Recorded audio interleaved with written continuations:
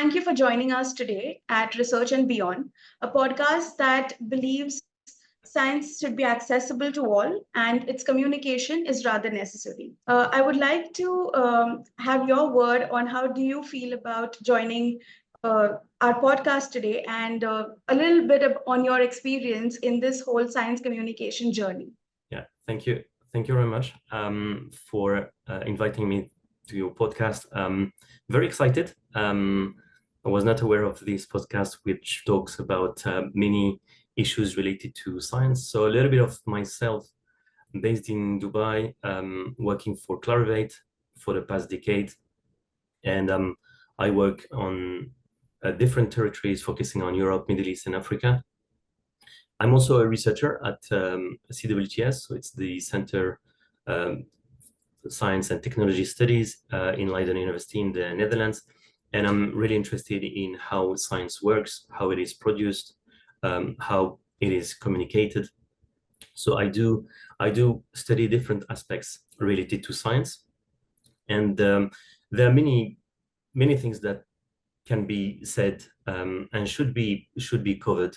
So working on a large territory, I see big differences between countries, regions, different scientific research cultures, and I understand that also ENAGO plays a big role in that, in communicating scientific research in the best way. Researchers are quite busy in actually researching their study and actually working, be it with admin work or even having to work in the lab or field study.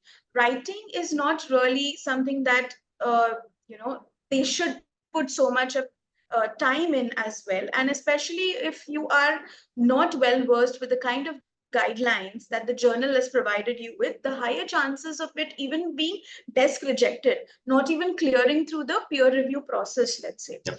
And journals now provide very explicit guidelines on language editing and proofreading expectations from authors. And it becomes very difficult for researchers, I would say, especially from ESL regions, to go through the entire guidelines and then follow it to the T. In that case, as you rightly mentioned, adherence to prescribed formatting, structure, and style guides remain essential during the submission. And this can happen if they take support from publication and editing services that are available.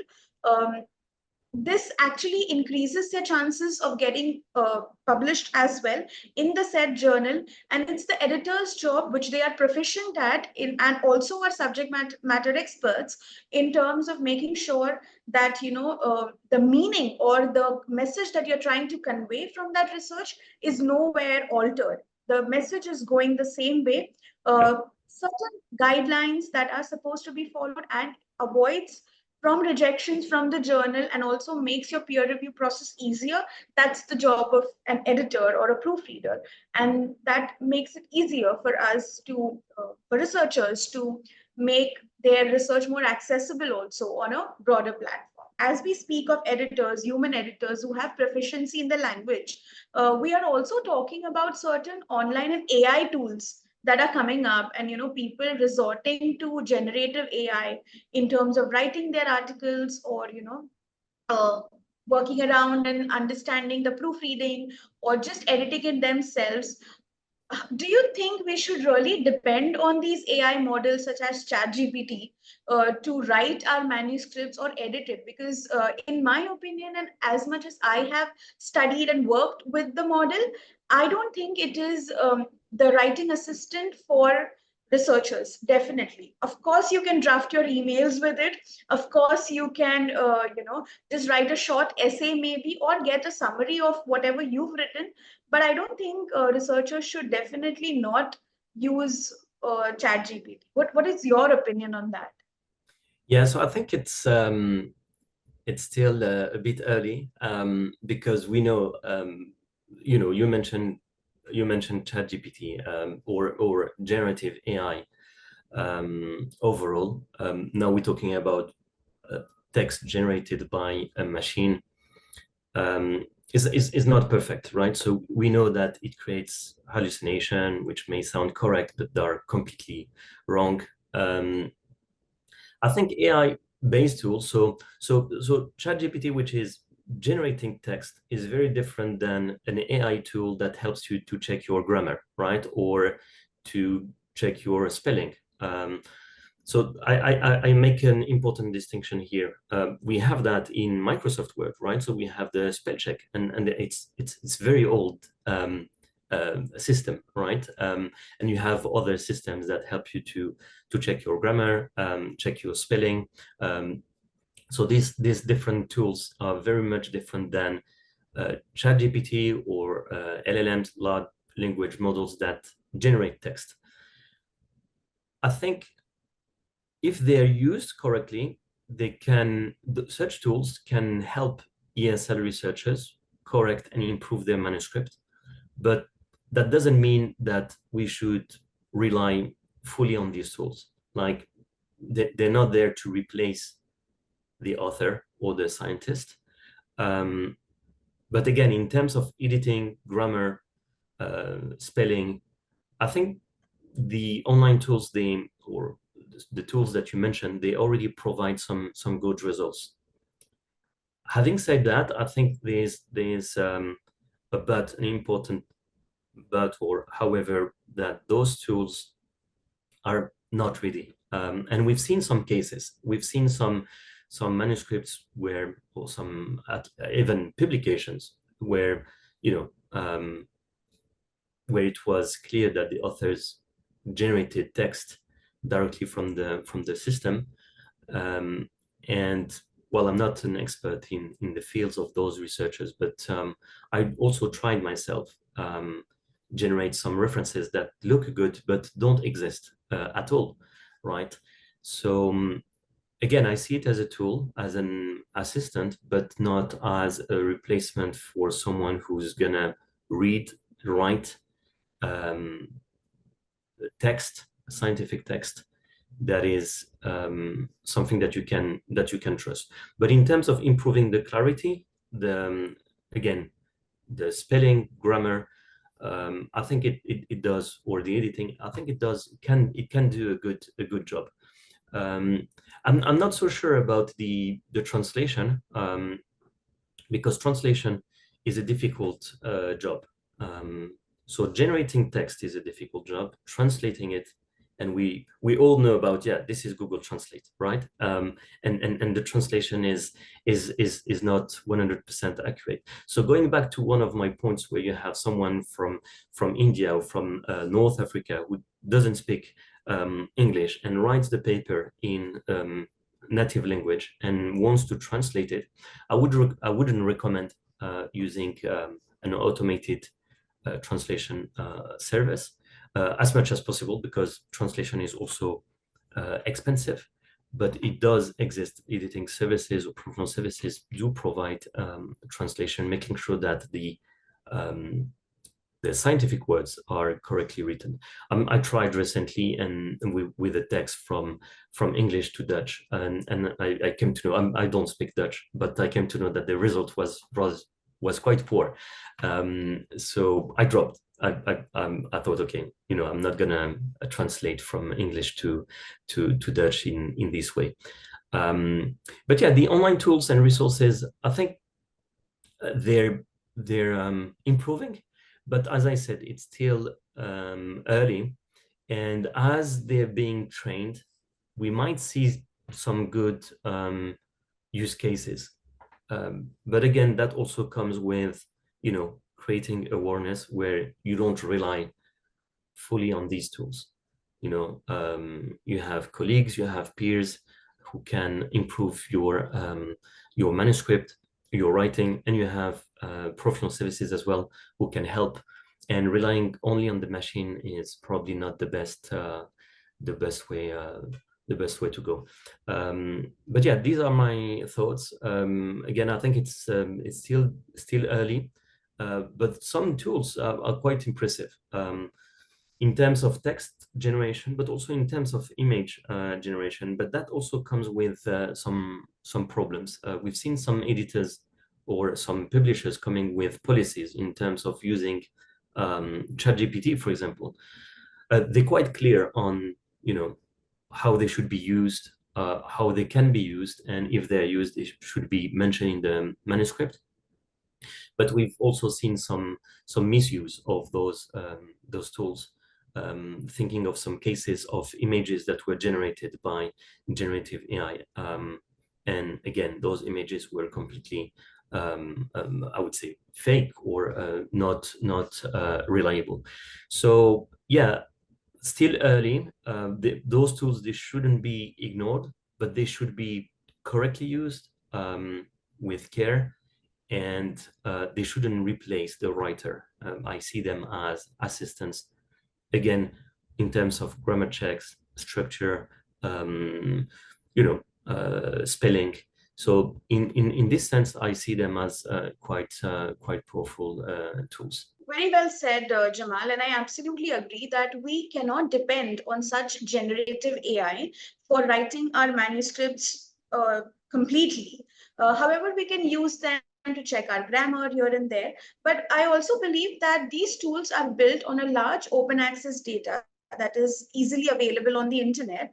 That's a different story altogether, that it was not like the rights were not taken from the authors, and Yeah. that's a different day's talk. But I also believe that when it comes to scientific writing and when it comes to scholarly writing, there has to be a writing assistant that suggests alternative phrases, or improves the coherence for writers, especially when it comes to academic writing.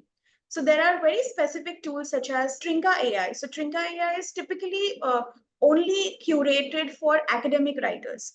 So such kind of tools is something that researchers should mainly resort to when it comes to improving their academic writing and improving the language that they are writing and aiming to publish in, right? So yeah, that's something that's very important. And as you also spoke about the kind of policies that researchers should resort to, or editors have come up with certain policies. Even Cope raised out a statement that they have, if a writer uses any AI models in writing or helping them with their paper, they should mention explicitly that they have used an AI tool to write an article. In that case, we recently conducted a survey to understand what is researchers' perspective in terms of, because there are several policies, right? There are university specific policies, there are journal specific policies when it comes to the use of AI. However, in this whole situation, researchers often get confused in terms of which policy to follow, because everybody has a different outlook. Somebody is completely asking researchers to not use AI and only stick to human writing, whereas some people are okay with using AI so long as you mention that you have used AI. So there is this divided scope around the world. And we found that through our survey that around 65% of researchers want a universal guidelines when it comes to using AI in scholarly writing. What is your opinion on that? Should something like a universal guideline from, let's say, the UNESCO help in terms of improving this whole scientific communication and scholarly writing industry a little better and more organized in that sense? Because AI is inevitable. We can't run away from it. I think it's a good idea. It might take some time to reach that, universal agreement. Whenever we have, global initiatives or global policies, it's difficult to get everyone on the same page at the same time. That doesn't mean we won't get there. Might take some time, in terms of, implementing those policies. There might be some so the question is, how do you check, a manuscript was not written with ChatGPT, for example. And interestingly, there's a recent study that found that, the ChatGPT detectors, the tools that help to detect if a text was written by ChatGPT or not, was kind of biased against ESL researchers, because they Yes. use an English writing that might not sound natural. because it's not their natural or mother tongue language. So to get to search policy, I think it's an interesting idea, but you need to get everyone agree on these different aspects. You need to get them agree on. You need the researchers, you need the publishers, you need I would say the institutions. So it's a lot of people to get around, a huge table and draft that policy and get them to agree on everything, on every point. I'm not saying it's not going to happen, but it might take some time, trial and error, and also because this is new, we might face new issues that we're not aware of. The good thing is that people are aware of the limitations of those tools, and some clear mistakes or clear misconduct or I would say questionable practices or behaviors start to emerge. So that becomes a hot topic, right? Which was not the case just 5 years ago. But now we've reached a different level where you have like a tool that can create text, and that text sounds good, right? It might not be correct, but it sounds good. So again, yeah, I think it's a good idea, but we're talking about like millions of researchers, and you might have different opinions, but I think we might get there. I think there it's like a spectrum, right? So you have people who would say it is a software that I use, and this software creates text, and I use this text. Like this software creates visualization, like Excel.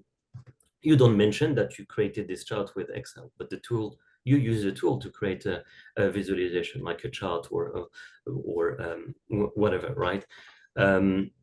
So I would say this is the one strong opinion, and then you would have people who would say, as you mentioned, this machine was trained on text. First of all, didn't get the right to use this text to train an algorithm or a model, and then you would have people who would say, well, you didn't write this text. This text was written by a machine. So I remember end of 2023 where we had the first version of ChatGPT, there was an author who published a paper and put ChatGPT as a co-author. So this is a co-authored paper with ChatGPT, and that was quite new, and the paper is there in PubMed. You can find it where I posted about that. I said, well, that's the first paper co-authored by ChatGPT. So is ChatGPT becoming a potential co-author, potential collaborator? So yeah, I think so it's an interesting question. I don't have a definitive answer. I think it's a good idea. We probably need to have a system in place where you have limitations to safeguard the scientific record.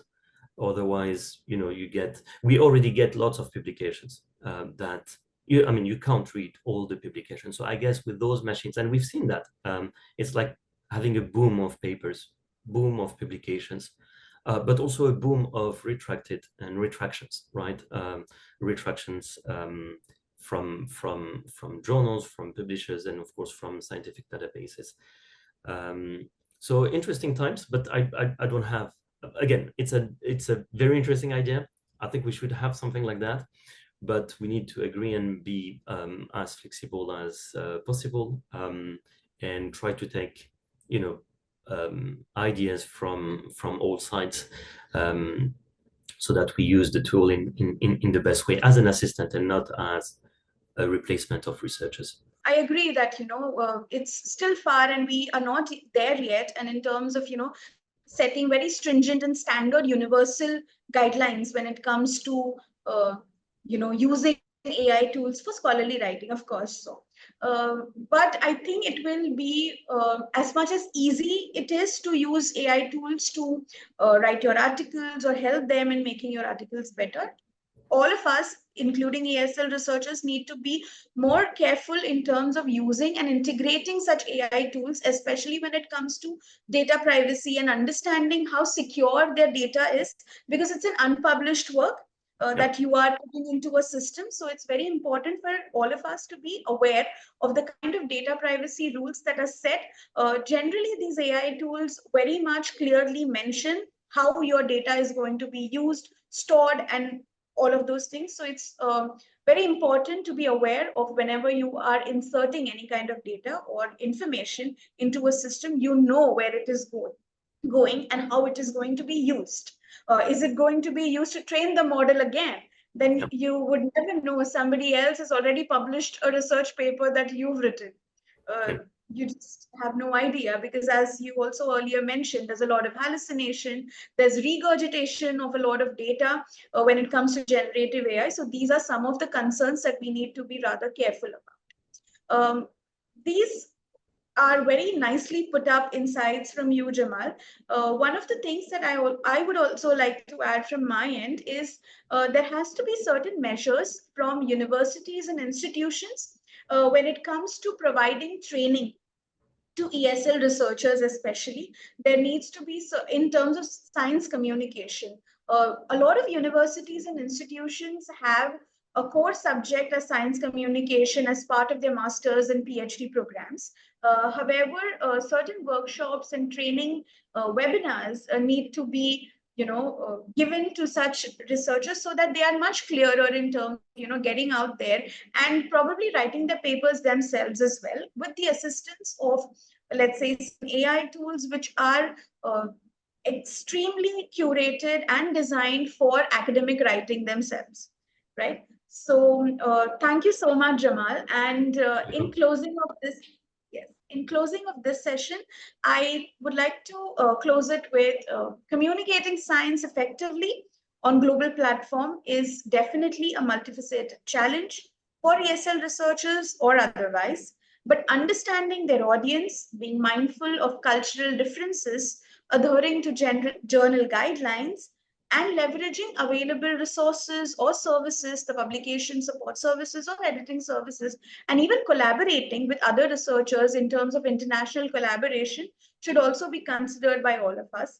And that's how we can overcome certain language barriers and share the information in terms of their research and contributions with the global scientific community.